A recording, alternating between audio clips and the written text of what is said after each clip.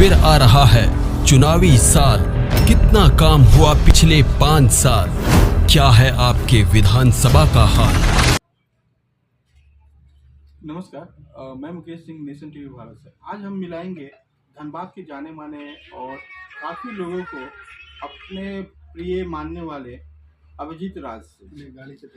अभिजीत जी, channel में आपका स्वागत है।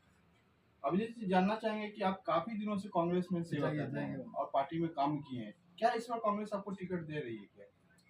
कि ये तो आलाकमान का निर्णय होता है कि टिकट का एक प्रक्रिया है और उस प्रक्रिया में मैं भी हूँ। तो ये मैं दावे के साथ नहीं कर सकता हूँ कि मुझे टिकट मिलेगा कि नहीं मिलेगा, बट पार्टी लड़ाएगी तो निश्चित तौर से एक बेहतर चुनाव लड़ने का प्रयास करूँगा। और आज भी मैं अब जहाँ पे हम बैठे हैं, ये विधानसभा का अंतिम छोर है और उसी अंतिम छोर का बूथ भी है इधर में। तो लगातार हम लोग सुबह निकलते हैं, रात के 11-12 बजे घर पहुंचते हैं। तो प्रत्येक दिन लोगों से मिलना जुलना। अब जनता में भी जाते हैं तो अब लोग कहते हैं कि भाई अब टिकट लेके आइए, अब हम लोग आपको जिता के भेजेंगे।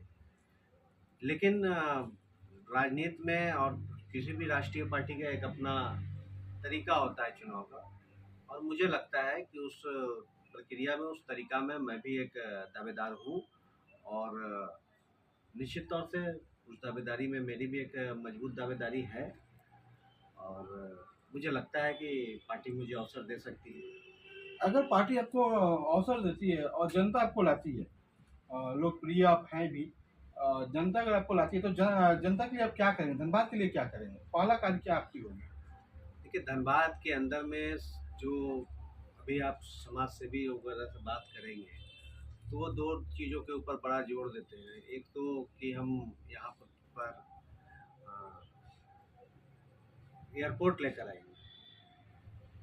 तो मेरा जो टारगेट होगा, एयरपोर्ट से ज़्यादा महत्व है कि यहाँ पे अधिक से अधिक ट्रेन का संचालन, और ट्रेन का संचालन सेंट्रल के माध्यम से होता है। लेकिन उसको कैसे संचालित हो, कैसे हम दें, इसके लिए हम एक पब्लिक ओपिनियन पे जाएंगे और बात करेंगे। लेकिन मूल चीज़ जो धनबाद का जो समस्या है, वो समस्या है पलायन का। और धनबाद का जो समस्या है दूसरा, वो समस्या है पानी का। तो पानी के ऊपर मेरा विशेष फोकस होगा कि गांव-गांव में पानी पहुंचे। हम जब जाते हैं तो सड़कों पर लंबी कतार देखते हैं, लोगों को डेक्ची बर्तन लेकर पानी के लिए मारामारी करते हुए आपस में लड़ भी जाते हैं। तो उस समस्या को कैसे दूर करें, चूँकि एक विधायक के तौर पर जो बेहतर काम होना चाहिए था, वो मुझे लगता है कि आज भी अछूता है, अभी भी नहीं हुआ है। सड़कों का जो जाल बिछना चाहिए था, उस सड़कों का जाल बिछने के बजाय घटिया क्वालिटी का रोड बना, जो कि साल 2 साल में ही टूटने और झड़ने लगा। तो उस गुणवत्ता के ऊपर भी ध्यान देना होगा, और उस गुणवत्ता के ऊपर इसलिए ध्यान नहीं यहाँ के जनप्रतिनिधि ने दिया क्योंकि उनको लगा कि अगर हम गुणवत्ता पे ध्यान देंगे तो जो 10% कमीशन हम लेते हैं, वो कमीशन हम नहीं ले पाएंगे। तो मेरा उस कार्यकाल में ये होगा कि कमीशन जीरो, काम बेहतर, गुणवत्ता से कोई समझौता नहीं, ये हमारा तरीका और टारगेट होगा। तीसरा जो इम्पोर्टेंट है कि कई जगह पे हम देखते हैं कि ड्रेनेज का समस्या है, और जब बरसात का वक्त आता है तो नाली भर जाता है और उससे घरों के अंदर पानी घुस जाता है। उसको दुरुस्त कैसे किया जाए, धनबाद में एक एक्शन प्लान बने, कई विशेषज्ञ इंजीनियरों के साथ वो सिस्टम बने कि जो बरसात का पानी है, उस पानी को कैसे हम एडजस्ट करके ज़मीन के अंदर लेके जाएं, कैसे उस पानी को किसी के घर में घुसने के बजाय उसको एक क्लीन रास्ता मिले जिससे कि वो निकल जाए। तो इन सभी चीज़ों के ऊपर मेरा विशेष फोकस होगा कि धनबाद, क्योंकि धनबाद के नीचे कोयला है, धनबाद के नीचे अगर कोयला है और वो कोयला धीरे धीरे निकलते जा रहा है, तो धनबाद के नीचे का जो पानी का लेयर है वो भी बहुत नीचे चला जा रहा है, या फिर वो वेस्टेज में चला जा रहा है। तो उन चीज़ों के ऊपर काफ़ी मजबूती से, काफ़ी गंभीरता के साथ और एक रिसर्च टीम के साथ काम करने का आवश्यकता है। धनबाद में हम एयरपोर्ट ले आए, हम फलाना ले आए, ये सब अपने जगह पर है, लेकिन धनबाद में स्वास्थ्य की व्यवस्था मजबूत कैसे हो और मजबूत कैसे किया जा सकता है, उसके ऊपर फोकस होगा। पीएमसीएच के अलावा भी राज्य सरकार के माध्यम से यहाँ पे एक और भी बड़ा सरकारी हॉस्पिटल का निर्माण कराना, पानी का समुचित व्यवस्था पूरे जिला भर में कैसे तरीके से हो वो कराना, उसके बाद ड्रेनेज और नाली की समुचित व्यवस्था कराना।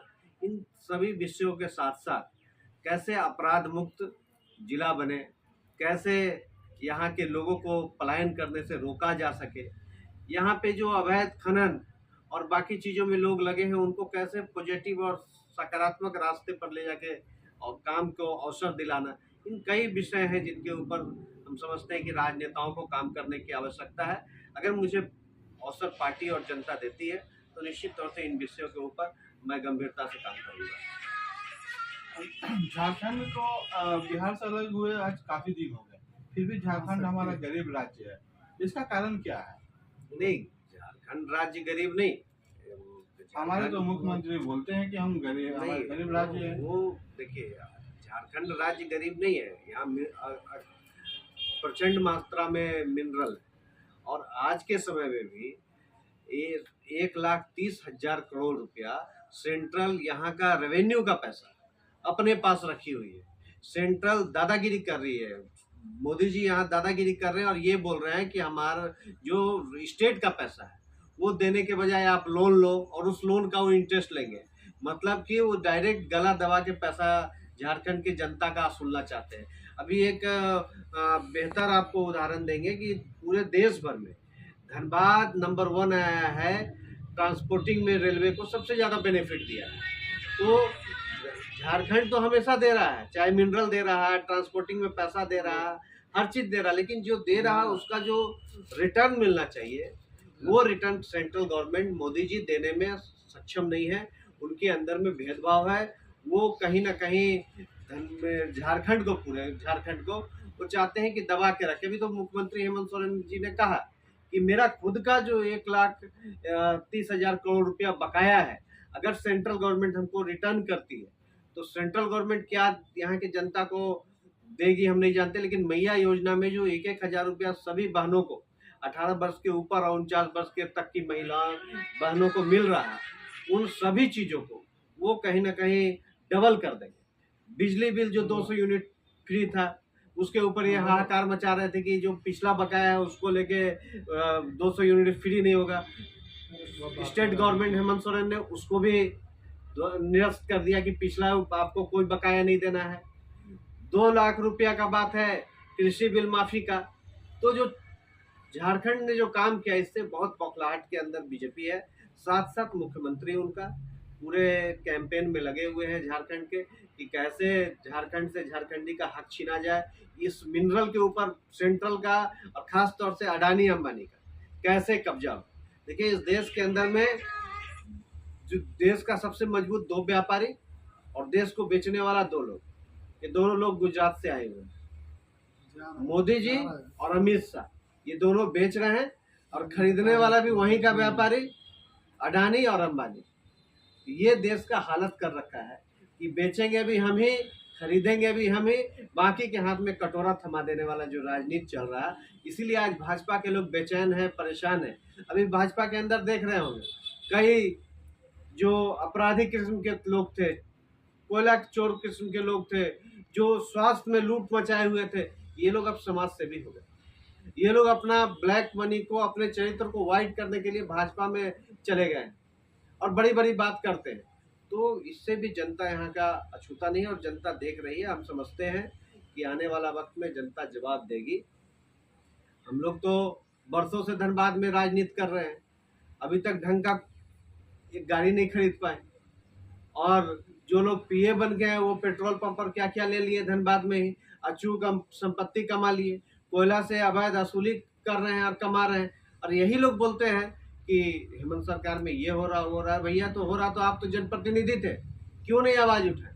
इसलिए आप लोग आवाज़ नहीं की, इसमें संलिप्तता आपकी है और आप लोग तमाम लोग नोट कमाने में। इन विषय को भी ध्यान में रखना है और जिस तरीका से देश को ठग रहे हैं, जिस तरीका से देश को बेचने का प्रयास कर रहे हैं, इनसे भी देश सबक ले रहा है और आने वाला वक्त में इनको जनता सबक सिखाएगी। अच्छा, एक सवाल और, धनबाद में खूनी